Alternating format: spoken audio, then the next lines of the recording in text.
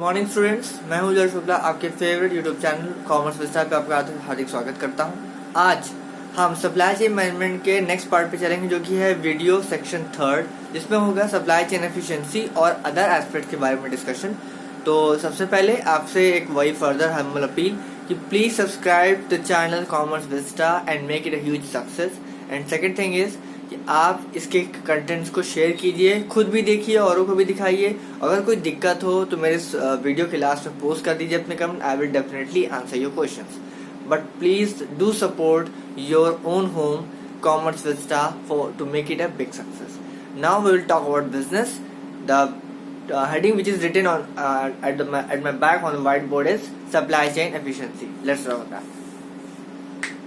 Supply chain efficiency main है। Supply chain मैंने पहले बताया था कि इसमें मिडिल मैन आते हैं, यानी प्रोड्यूसर टू कंज्यूमर। लेकिन सिर्फ और सिर्फ ये 5 पार्टीज नहीं होती, इनमें और भी चीजें होती हैं, जिसमें सप्लायर से सामान लेना, फिर कंज्यूमर तक पहुंचाना, और भी लॉजिस्टिक्स इसमें इस्तेमाल होते हैं, उनको भी कंसिडर करना और मॉनिटर करना।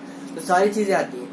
एफिशिएंसी का मतलब हुआ कि किसी भी चीज का इतना ऑप्टिमल यूटिलाइजेशन कर दो कि आपको उससे बेस्ट पॉसिबल वे और बेस्ट पॉसिबल आउटपुट भी मिल जाए। ठीक है, उसी सेंस में सप्लाई चेन एफिशिएंसी भी है। Overall supply chain efficiency is a measure of how a companies process harness resources in the best possible manner. तो companies process harness resources in the best possible way. Best possible way का main मतलब है कि कितना ज्यादा हम उसमें से प्रोडक्टिव हो सकते हैं या उससे प्रोडक्टिविटी निकाल सकते हैं। That is known as supply chain efficiency. And ये रिसोर्सेज क्या क्या है आइए देखते हैं। Financial, human, technological and physical. Financial तो हम सभी जानते हैं, रिलेटेड टू फंड। फिर है ह्यूमन यानी मैन पावर। तीसरा है टेक्नोलॉजिकल यानी टेक्नोलॉजी जो हम यूज कर रहे हैं प्रोडक्शन के लिए या फिर किसी और पर्पज के लिए। एंड फोर्थ है फिजिकल। फिजिकल में है आपका रॉ मटेरियल है, बाकी जितने भी एलिमेंट्स होते हैं, लूज टूल्स है, मशीनरी है, ये सब है। टेक्नोलॉजी में 2 चीजें आती हैं। टेक्नोलॉजी में वो मेथोडोलॉजी भी आती है जिसके थ्रू हम प्रोडक्शन करने जा रहे हैं, या जिसके थ्रू हम रिटेलिंग या प्रोडक्शन जो what ever the type of business जो हम फॉलो करने जा रहे हैं वो है। और दूसरी चीज हमारे पास वो मशीनरी जिसके थ्रू हम वो काम करने वाले हैं। यहाँ मशीनरी का मतलब है मैकेनिकल डिवाइस से, ना कि मशीनरी मतलब उस सिस्टम से। ठीक है, तो अगला है आपके सामने जो मैं रखने जा रहा हूँ वो है core supply chain and reverse supply chain. तो stay tuned for both the updates. बात करते हैं कोर सप्लाई चेन की। कोर का मतलब होता है बेसिक या फंडामेंटल काम। तो हर एक कंपनी या हर एक चाहे वो मैन्युफैक्चरिंग यूनिट हो चाहे रिटेलिंग यूनिट हो, ठीक है, उनका कोर वर्क एग्जैक्टली वही होता है जिसकी वजह से उन्होंने अपने आप को एस्टैब्लिश किया था। अगर एक मैन्युफैक्चरिंग यूनिट का मैं बात करूँ तो कहेंगे इसका कोर काम क्या है। तो core work of manufacturing unit is to produce the finished goods from raw material by converting it into and processing into a usable format. ठीक है, वही चीज यहाँ भी है that core supply chain activities they cover everything from product development, sourcing, production, logistics as well as the information systems needed to coordinate these activities. Overall सबसे important हम अगर इसमें कहेंगे तो information system है। क्योंकि इंफॉर्मेशन सिस्टम की वजह से ही हमें प्रोडक्ट डेवलपमेंट की जानकारी मिलती है कि हाँ कि क्या प्रोडक्ट डेवलप करना है, कितना करना है, कस्टमर की प्रेफरेंसेस क्या है, उसकी डिमांड शिफ्ट क्या है, ये सब पता चल पाता है। दूसरा है सोर्सिंग। सोर्सिंग ये मतलब है कि हम कहाँ से एलिमेंट्स जो फैक्टर्स ऑफ प्रोडक्शन है या एलिमेंट्स ऑफ प्रोडक्शन है, उसे हम कहाँ से पा सकते हैं। ठीक है, थर्ड है production and logistics.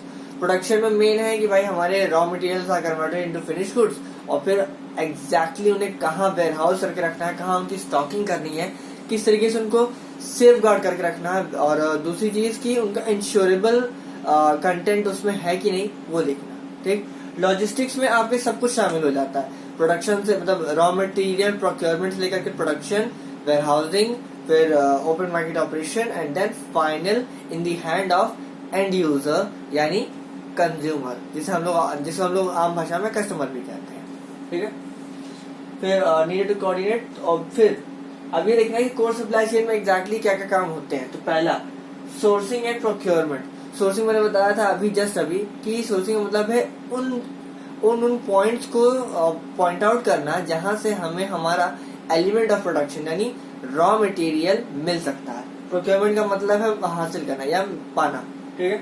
Manufacturing and service operations, manufacturing service operations में मेन आपको ये रहता है कि अगर आप एक बहुत ही स्ट्रॉन्ग इंडस्ट्रियल बैकग्राउंड से हैं तो ऑब्वियस सी बात है कि आपको ये पता है कि कैसे हमें प्रोडक्शन करना है, कैसे हमें उसे और ऑप्टिमम लेवल तक ले जाना है और किस तरीके से हम कट थ्रू कंपटीशन को और रिड्यूस कर सकते हैं। और the most important thing is कि how can we be the leader of market in the market we are operating, ठीक है।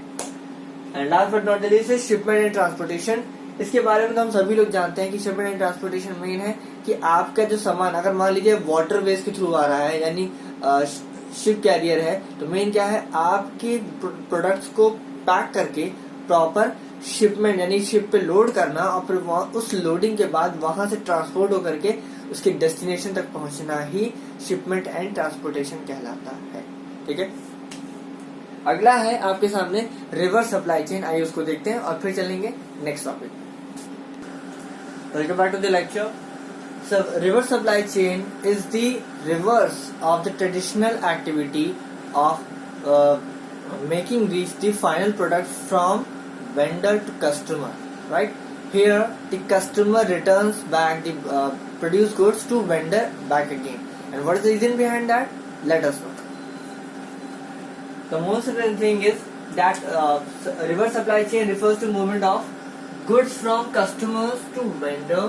This is the reverse of traditional supply chain movement of goods from vendor to customer, which we have already discussed, and it is a series of activities required to retrieve a used product from a customer either to dispose of it or to reuse it. Means अब थोड़ा हिंदी में आते हैं। Main है कि यहाँ पे customer to normally हम लोग ट्रेडिशनल वे में क्या जानते हैं, कस्टमर टू वेंडर ना, सॉरी वेंडर टू कस्टमर, लेकिन यहाँ पे रिवर्स चेन में आपका कस्टमर टू वेंडर जाता है। इसके पीछे रीजन ये है कि मान लीजिए आपने कोई सामान यूज किया और एक्सचेंज ऑफर्स भी आते रहते हैं, इसमें मैं एक्सचेंज ऑफर्स का नाम ले सकता हूँ, या अगर एक्सचेंज ऑफर ना भी हो तो कंपनीज क्या है वापस मंगाती हैं या वापस खरीद लेती हैं कि भाई हम उस पर कुछ ना कुछ मॉडिफिकेशन कर लेंगे, या अगर सामान डिफेक्टिव है तो उसको हम वापस मंगा लेते हैं और मंगाने के बाद देखते हैं कि अगर वो डिस्पोज ऑफ मतलब एकदम बेकार हालत में तो उसे डिस्पोज ऑफ कर देंगे, मतलब फेंक देंगे, या फिर उससे कुछ थोड़ा सा रिकंडीशन करके या थोड़ा सा मॉडिफाई करके या प्रोसेस करके उसे रीयूज कर लेंगे, यानी उसे कहीं और भी सेल आउट कर सकते हैं, ठीक। वो सेकेंड हैंड मार्केट्स होते हैं, यू मस्ट बी नोइंग कि सेकेंड हैंड मार्केट्स क्या होते हैं, उसमें उसको सेल आउट करके निकाल देते हैं, ठीक है।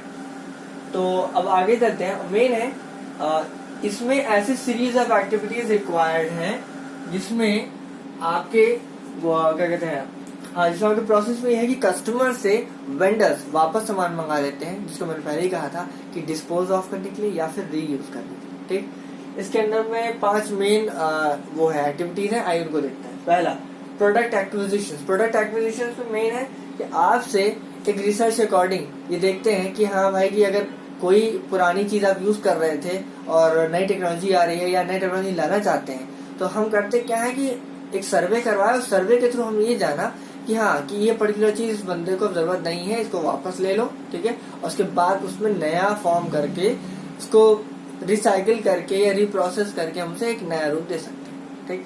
सेकेंड है reverse logistics. Reverse logistics just traditional logistics का उल्टा है कि यहाँ पे कस्टमर से सामान चलेगा और सीधे वेंडर के पास जाएगा, और यही लॉजिस्टिक्स हमारे ट्रेडिशनल में भी यूज होती थी कि वहां वेंडर टू कस्टमर जाती थी, ठीक है।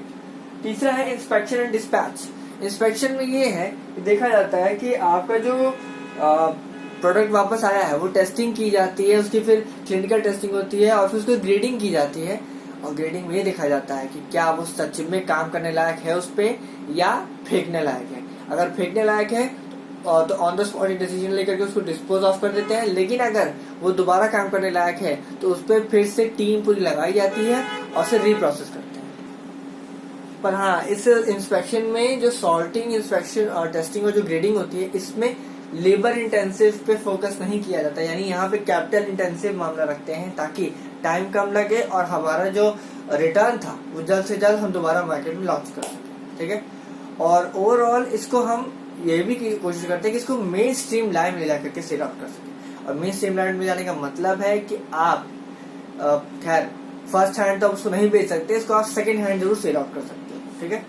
अगला है रिकंडीशनिंग। रिकंडीशनिंग में बस वही चीज है कि जो उसकी कंडीशन थी उसको हम फिर से रिवाइव करते हैं, फिर से उसको नया बनाने की कोशिश करते हैं और कुछ हद तक पहुंच भी जाता है और फिर इसे उसी ओपन मार्केट ऑपरेशन में सेल आउट कर देते हैं जहां मेन आपके जो कस्टमर्स अराइव होते हैं। इसमें मैं एग्जांपल ये लूंगा कि हम लोग जानते हैं कि जो बड़े बड़े सेलिब्रिटीज हैं, सलमान खान हो, शाहरुख खान हो, आमिर खान हो, अमिताभ बच्चन जी हो, कोई भी हो, ये सब के सब जो कपड़े पहनते हैं ये पर डे एक नया कपड़ा निकालते हैं। लेकिन हम आम आदमी एक ही कपड़े को 2 दिन 3 दिन या 2-3 महीने तक करते हैं या सालों तक पहनते हैं। लेकिन ये लोग एक कपड़ा अगर कोई पहन लिया तो उसको अगले दिन नहीं पहनते। तो करते क्या है, ये लोग अपना उतरा हुआ वापस उन वेंडर्स को दे देते हैं जिन्होंने इसको बनाया था, और वो वेंडर्स करते क्या है, इसको फिर से रिकंडीशन करके यही चीज उसी सेम दाम पे या उसके 25% कम करके हमारे सामने प्रेजेंट कर देते हैं और हम उसे ले भी लेते हैं। तो रिवर्स सप्लाई चेन को मैं इस तरीके से भी समझा सकता हूँ कि जो जीन्स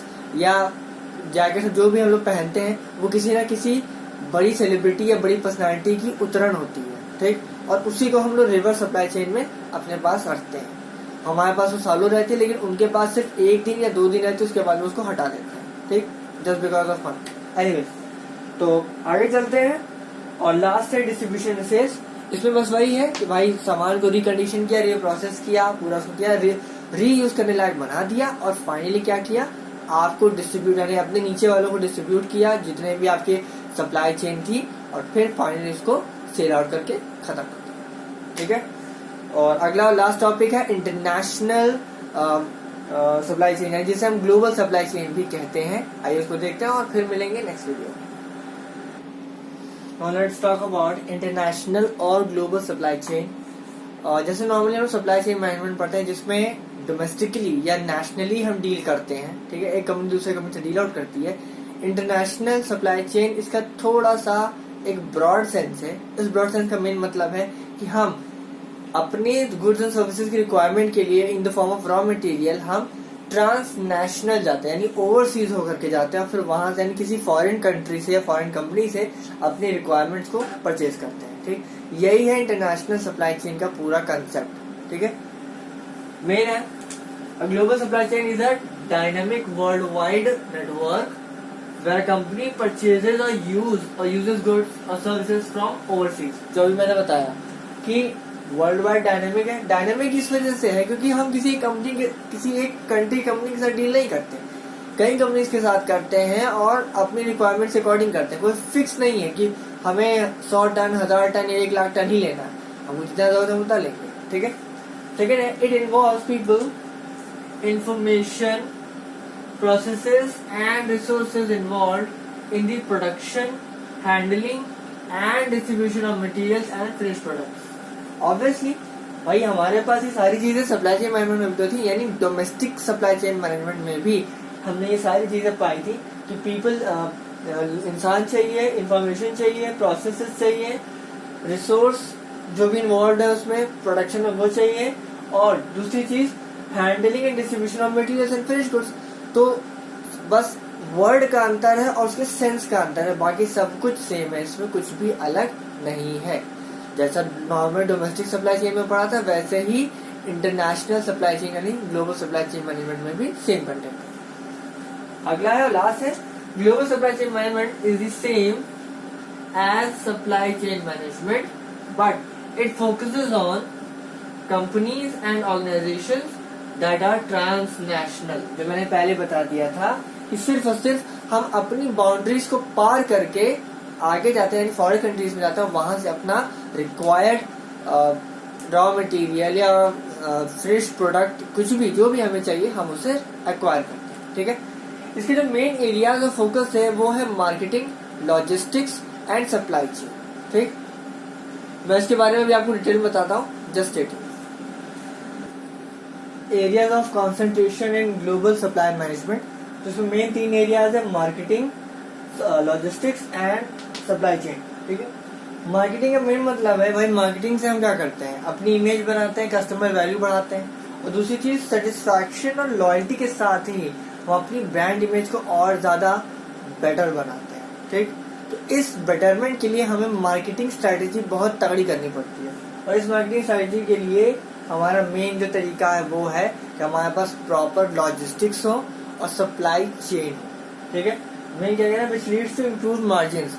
मार्जिन का मतलब जितना ज्यादा अच्छा मार्केटिंग कर पाओगे उतनी ज्यादा अच्छी प्रॉफिट कंडीशन भी होगी, ठीक है।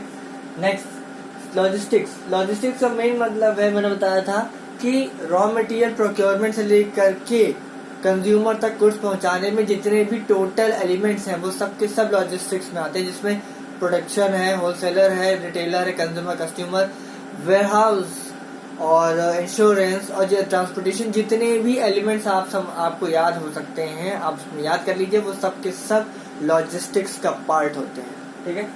लॉजिस्टिक्स मेन है एक प्रोसेस है या एक एलिमेंट ऑफ प्रोसेस जिसमें आपके प्रोड्यूस गुड्स को एंड यूजर तक पहुंचाने में सारी हेल्पें की जाती है। और मेन है कि जो लॉजिस्टिक्स है वो बिजनेस टू बिजनेस मार्केटिंग के लिए बहुत ज्यादा इफेक्टिव माना जाता है।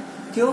क्योंकि अगर लॉजिस्टिक्स प्रॉपर है तो बिजनेस टू बिजनेस यानी एक बिजनेस अगर दूसरे बिजनेस से सामान खरीद रहा है, जो अभी मैंने क्या कहा, ग्लोबल सप्लाई चेन में होता है कि हमारे मतलब इंडियन कंपनी अगर चाहे तो किसी भी फॉरेन कंपनी से अपने रिक्वायर्ड एलिमेंट ऑफ प्रोडक्शन को मंगवा सकती है। मतलब वो बाउंडेड नहीं है कि वो डोमेस्टिकली ही मंगवा सकती है, वो इंटरनेशनली भी जा सकती है। तो इन दैट केस अगर उस फॉरेन कंपनी के पास अच्छे लॉजिस्टिक्स है और अच्छी मार्केटिंग स्ट्रेटेजी है, ऑब्वियसली बात है कि वो अपने बिजनेस टू बिजनेस रिलेशनशिप को और ज्यादा बेटर बना सकती है, ठीक है। और लास्ट है सप्लाई मैनेजमेंट में मेन है कि आपका जो टोटल सप्लाई है यानी ये तीनों चीजें आपस में कनेक्टेड है। Marketing is connected to logistics and logistics is connected to supply chain.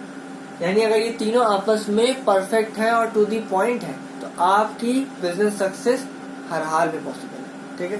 Supply chain management में कुछ नहीं है, ओवरऑल सिर्फ इतना है कि जो critical business and supply relationship होते हैं, कि कहते हैं ना कि जब प्यास लगे तब कुआं मत खोदो, पहले से ही कुआं खोद के रखो ताकि प्यास बुझी रहे। ओवरऑल ये कि अगर at the nick of time आप ऑर्डर प्लेस करते हैं उस समय अगर वो स्टॉक आउट ऑफ स्टॉक रहता है तो वो आपको डिलीवर नहीं कर पाएगा। लेकिन अगर आप हफ्ते 10 दिन पहले उसे नोटिफाई कर दो कि भैया हमको इस चीज की जरूरत पड़ेगी, इसको मंगवा लो, ठीक है, तो वो अपनी तरफ से ऑर्डर प्लेस करेगा, अपने सप्लायर को बोलेगा।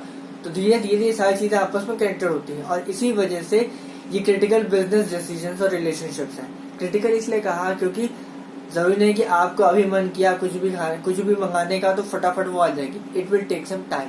इवन ऑनलाइन ऑर्डर्स में भी हमने देखा है कि 2-3 दिन में हमारा सामान डिलीवर किया जाता है।